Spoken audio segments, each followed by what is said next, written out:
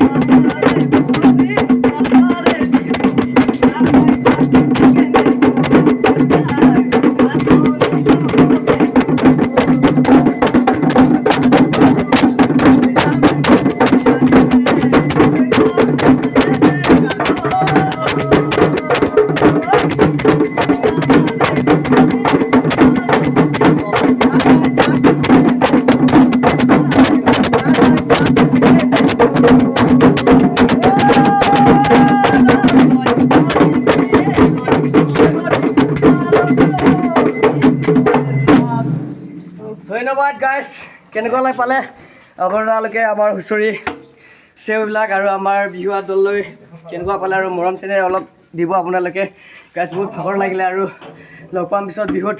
এতিয়া জাষ্ট অলপ ৰিহাৰ্চেল কৰি আছোঁ। Bye bye guys.